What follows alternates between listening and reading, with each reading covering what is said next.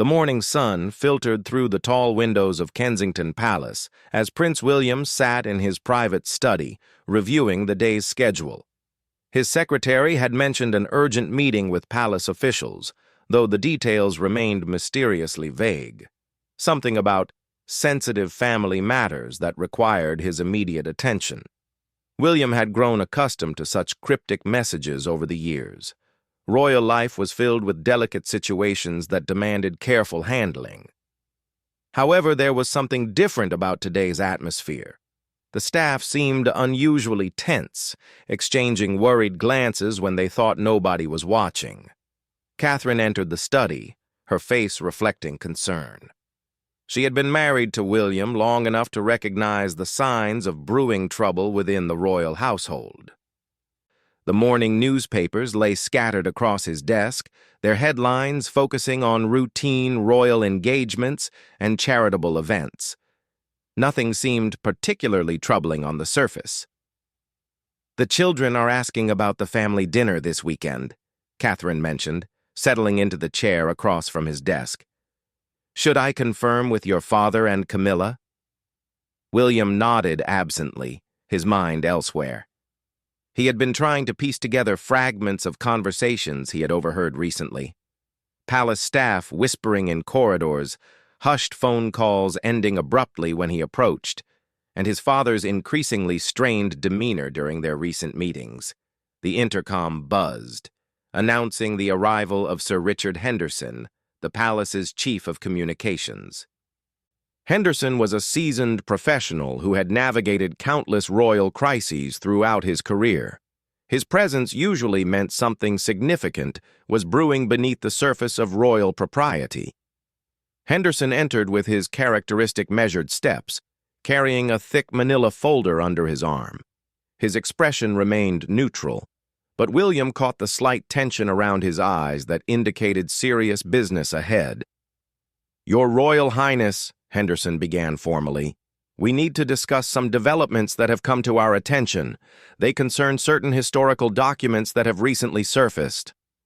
William gestured for him to continue, sensing this conversation would reshape his understanding of family dynamics in ways he couldn't yet imagine. Henderson opened the folder carefully, revealing photocopied letters, official documents, and what appeared to be diary entries.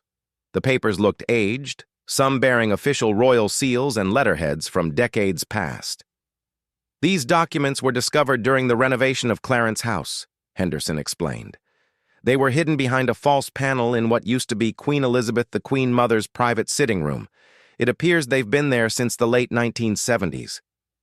William leaned forward, intrigued by this unexpected discovery. The Queen Mother had been known for her discretion and her talent for keeping family secrets. The fact that she had hidden these documents suggested their contents were particularly sensitive. Henderson placed the first document before William.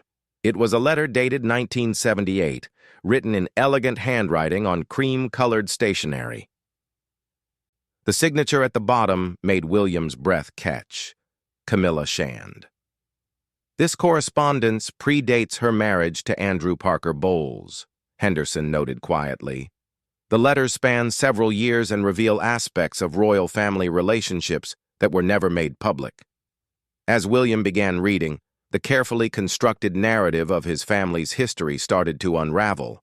The letters detailed conversations, meetings, and decisions that contradicted much of what he had been told about the period before his parents' marriage.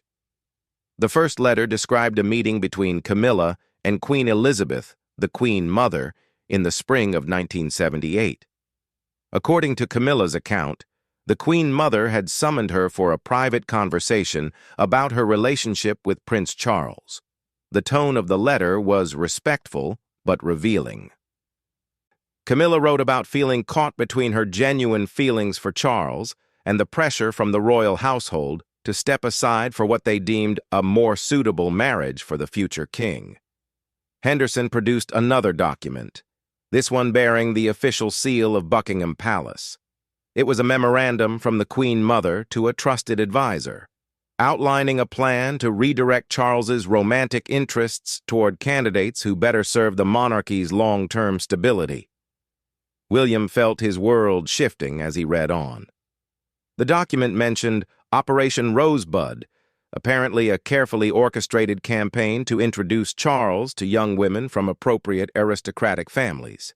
Diana Spencer's name appeared on a list of potential candidates, along with detailed notes about her family background and perceived suitability.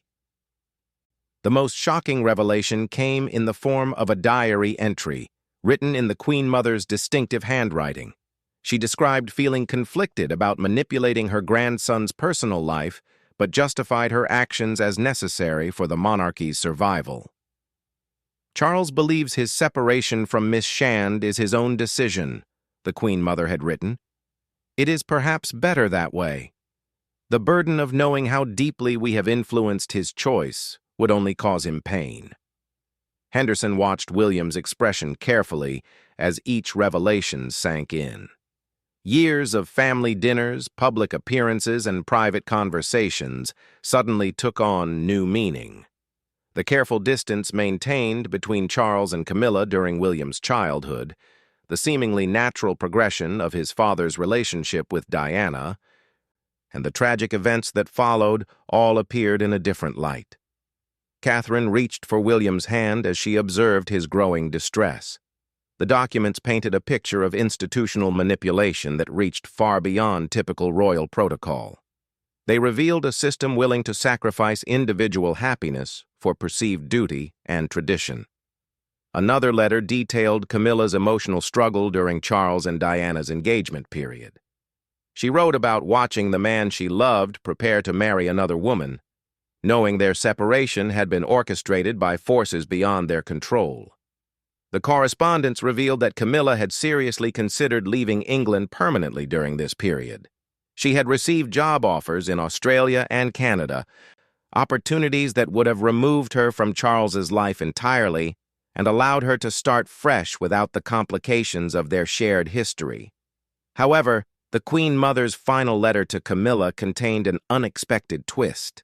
Written just months before Diana's engagement announcement, it showed a woman beginning to question her own actions and their consequences. "I fear we may have made a grave error in judgment," the Queen Mother confessed in her elegant script. Miss Spencer, while charming, may not possess the emotional resilience required for royal life. Her youth and romantic idealism could prove problematic under the intense scrutiny she will face. The letter continued with even more startling admissions. The Queen Mother acknowledged that her interference in Charles's relationship with Camilla had been motivated partly by personal prejudice rather than genuine concern for the monarchy's welfare. "Miss Shand's divorced status troubles me less than I initially claimed," she wrote. "My true concern lies in her confident, independent nature. I worry she might influence Charles to modernize the monarchy more rapidly than I believe wise." William set the letters down, his mind reeling from these revelations. The carefully maintained narrative of his family's history had been built on a foundation of manipulation and institutional pressure that prioritized tradition over personal happiness. Henderson produced one final document, this one more recent. It was a letter from a private investigator dated just 6 months earlier, detailing his successful location of additional correspondence between Camilla and various royal family members throughout the 1980s and 1990s. The investigator's report suggested that more documents might exist, hidden in various royal residences or private collections. He had been hired anonymously, with payment traced to a numbered account that palace security was still investigating. "Someone wanted these documents found," Henderson observed grimly. "The question is who and what their ultimate goal might be." William stood and walked to the window, gazing out at the palace gardens where tourists gathered daily, hoping for glimpses of royal life. They saw the ceremony and grandeur but remained unaware of the complex human drama playing out behind palace walls. The implications of these discoveries extended far beyond family relationships. If made public, They could fundamentally alter public perception of the monarchy and its decision-making processes. They revealed an institution willing to manipulate personal lives in pursuit of what it deemed appropriate outcomes. Catherine joined him at the window, offering silent support as he processed this life-changing information. Their own marriage had seemed refreshingly straightforward compared to previous royal unions, but these documents suggested that even their relationship might have been influenced by lessons learned from past mistakes. "What happens now?" William asked Henderson, his voice steady despite the emotional turmoil within. Henderson's response would set in motion events that nobody in the room could fully anticipate. The documents had opened a door to royal family secrets that some would desperately want to close again, while others might see an opportunity for long-overdue transparency.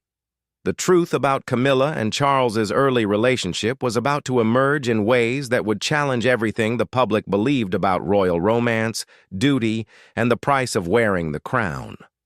William's reaction to these revelations would prove to be just the beginning of a much larger story that would reshape the monarchy for generations to come.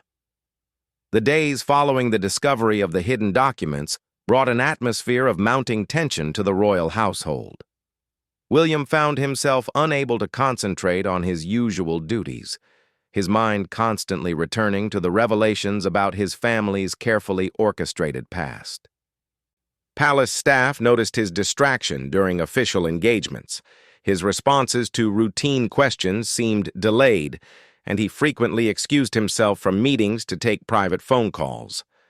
Catherine became increasingly concerned about her husband's emotional state as he struggled to process the implications of what they had learned.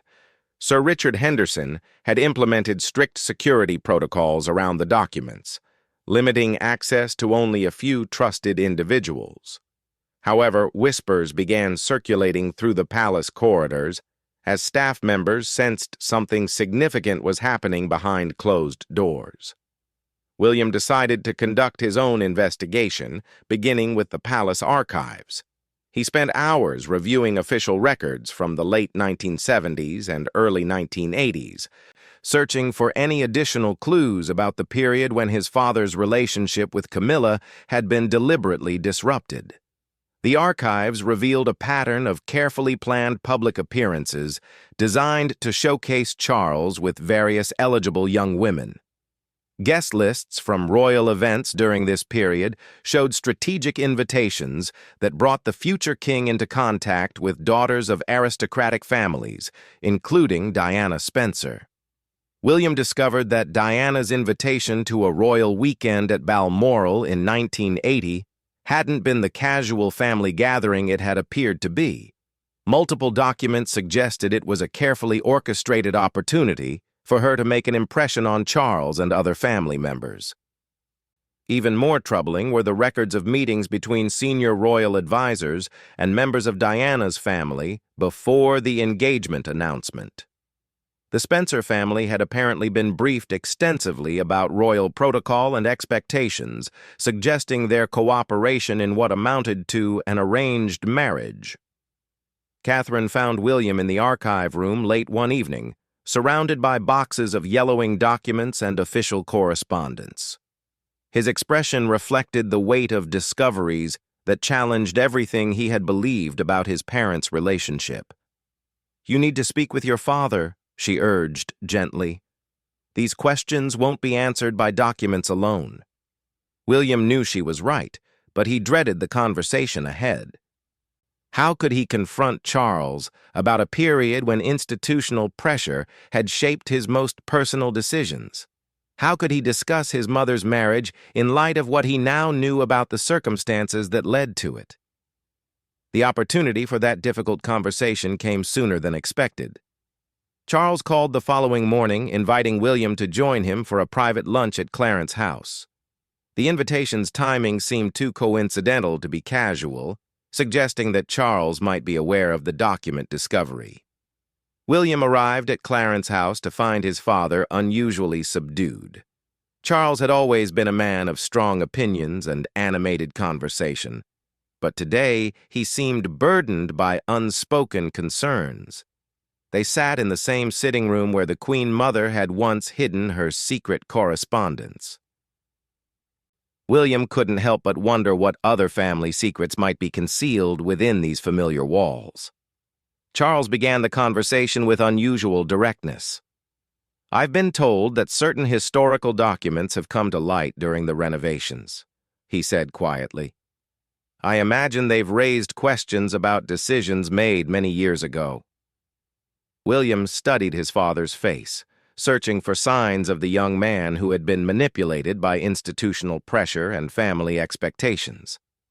The weight of kingship had aged Charles considerably, but traces of that earlier vulnerability remained visible in his eyes. "The documents suggest that your relationship with Camilla didn't end naturally," William said carefully. "They indicate that powerful people worked to separate you from someone you loved." Charles was silent for a long moment, his gaze fixed on a portrait of the Queen Mother that hung on the opposite wall. When he finally spoke, his voice carried decades of suppressed emotion.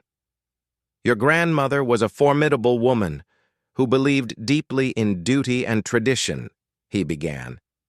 "She genuinely thought she was protecting the monarchy by guiding my personal choices toward what she deemed appropriate outcomes." The admission confirmed William's worst fears about institutional manipulation within their family.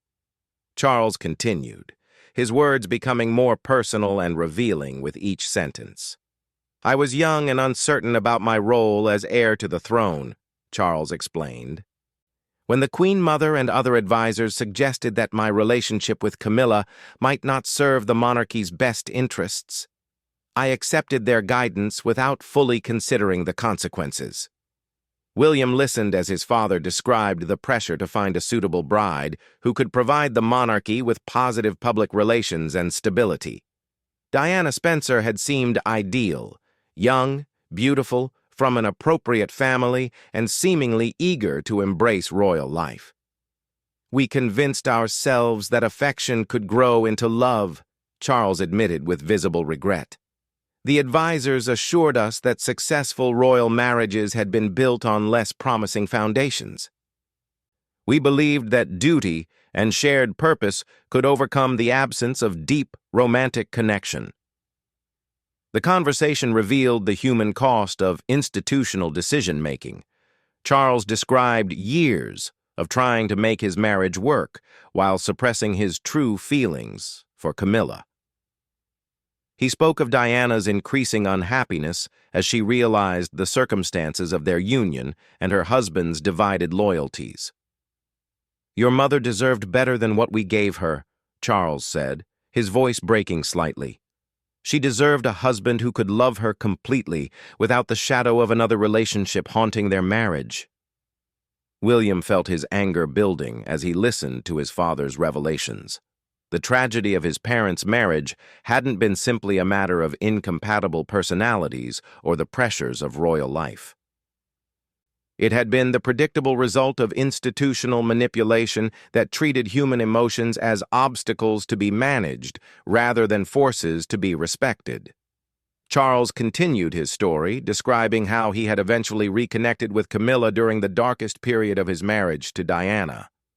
The guilt of that reunion had tormented him for years, especially as his marriage deteriorated into public scandal and personal anguish. "I know the public blamed me for the failure of my marriage," Charles said quietly. "They were right to do so, though not for the reasons they imagined. My greatest failure wasn't falling in love with Camilla again. It was allowing myself to be manipulated into a marriage that served the institution rather than the people involved." The revelation that followed stunned William even more than the hidden documents had. Charles disclosed that he had discovered the Queen Mother's correspondence shortly after her death in 2002.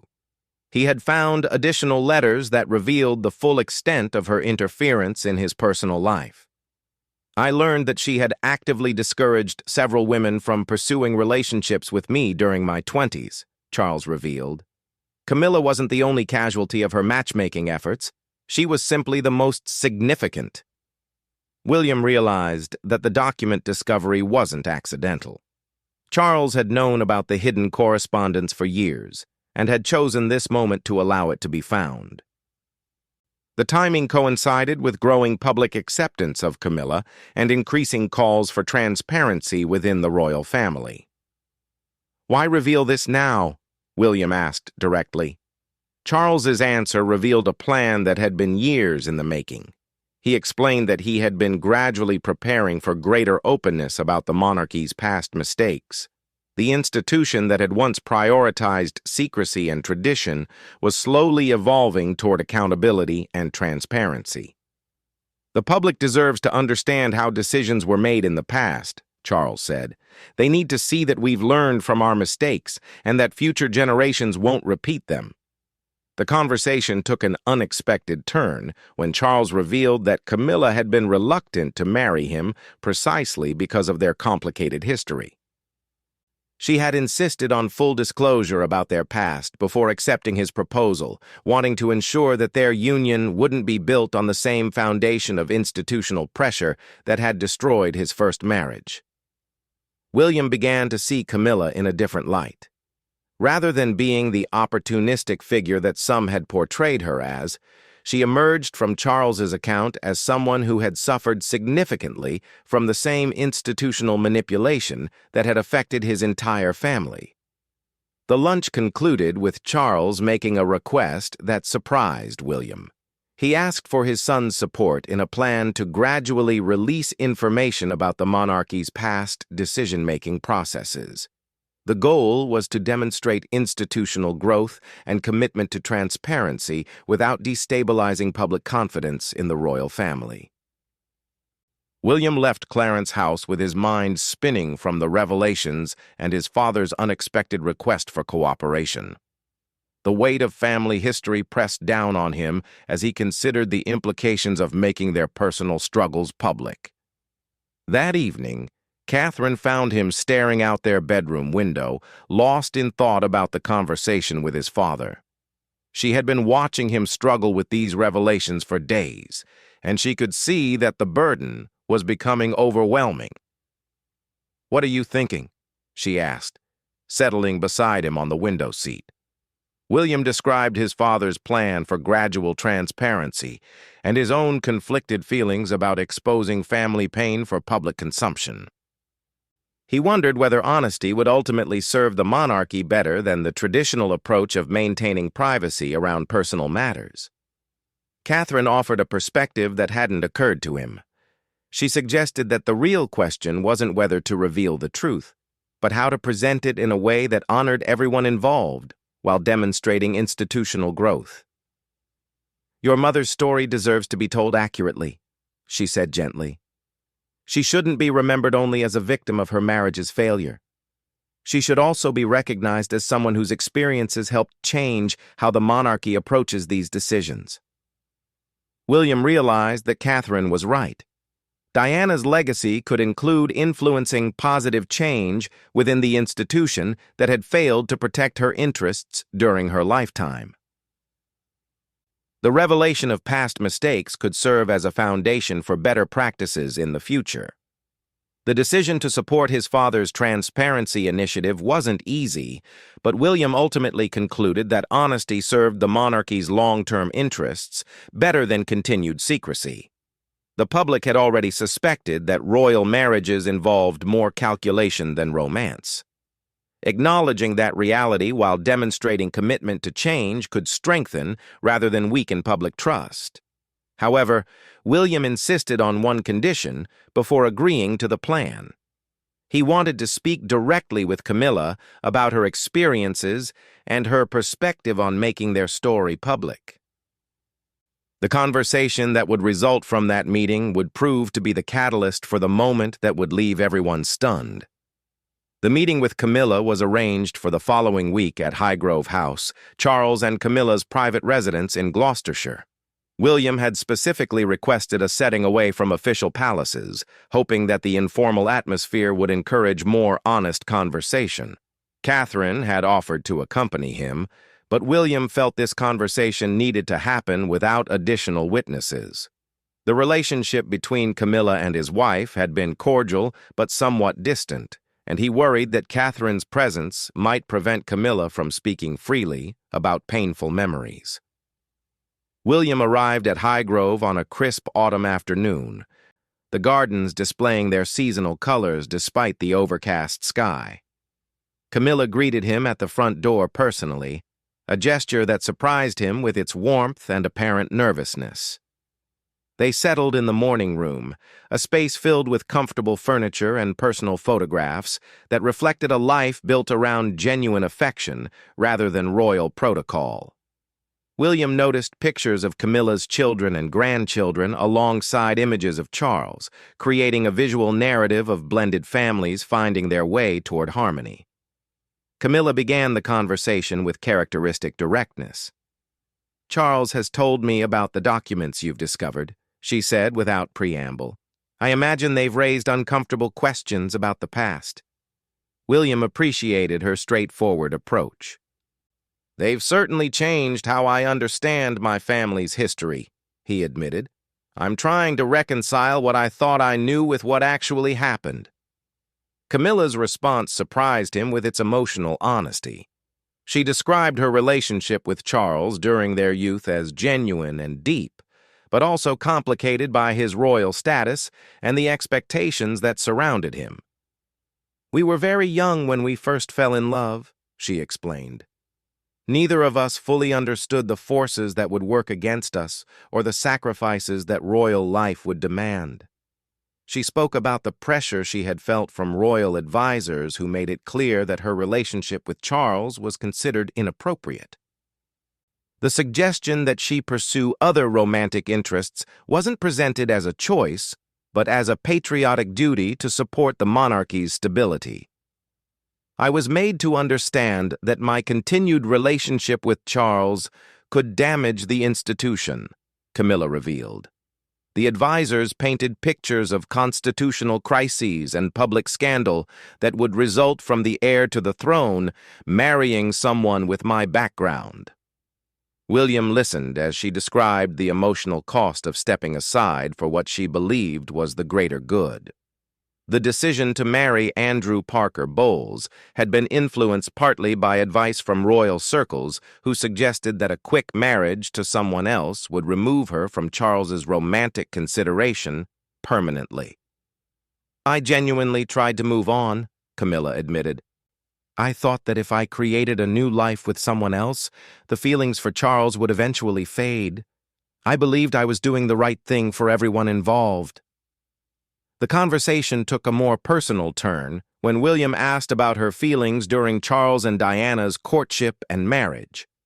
Camilla's answer revealed depths of pain that she had kept hidden for decades. "Watching him court and marry Diana was the most difficult thing I've ever experienced," she said quietly.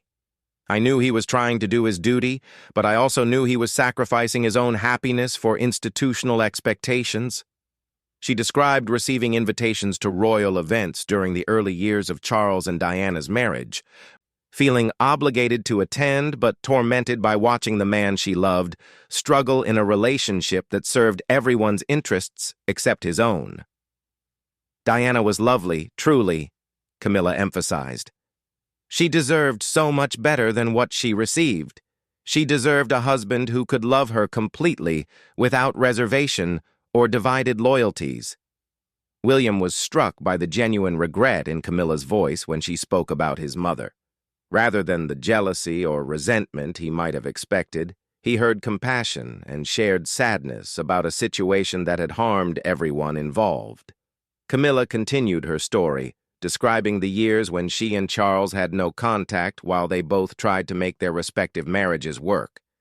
She spoke about focusing on her children and community activities, attempting to build a fulfilling life while suppressing feelings that never completely disappeared. "The reconnection happened gradually," she explained. "We encountered each other at social events and discovered that the friendship had survived even when the romance couldn't. That friendship eventually grew into something deeper, but it took years." William asked the question that had been troubling him most: whether she felt responsible for his parents' marriage failure. Camilla's answer revealed a woman who had carried guilt and self-blame for decades. "I've wondered countless times whether Diana and Charles might have found happiness if I had disappeared completely," she said honestly. "But I've come to understand that their marriage was doomed by the circumstances of its creation rather than my existence." She explained that Charles had confided his marital struggles to her long before their romantic relationship resumed. His unhappiness stemmed from the fundamental mismatch between what he needed emotionally and what the arranged marriage could provide. Diana sensed the institutional manipulation too, Camilla revealed. She knew their marriage had been orchestrated rather than developing naturally. That knowledge poisoned their relationship as much as Charles's residual feelings for me did. The most surprising revelation came when Camilla described Diana's final years. Contrary to public perception, Diana had apparently reached a point of understanding about the forces that had shaped their complicated triangle. "Diana called me shortly before her death," Camilla disclosed, her voice trembling slightly. "She said she had learned about the Queen Mother's interference and wanted me to know that she didn't blame me for what had happened to any of us." William felt his breath catch at this revelation. The idea that his mother had achieved some peace about the situation before her tragic death provided a comfort he hadn't expected to find. Camilla continued, "Diana told me that she hoped Charles and I would eventually find our way back to each other. She said she wanted him to be happy, and she believed I was the only person who could give him the kind of love he needed." The conversation shifted to the present day and the plan for greater transparency about the monarchy's past decisions.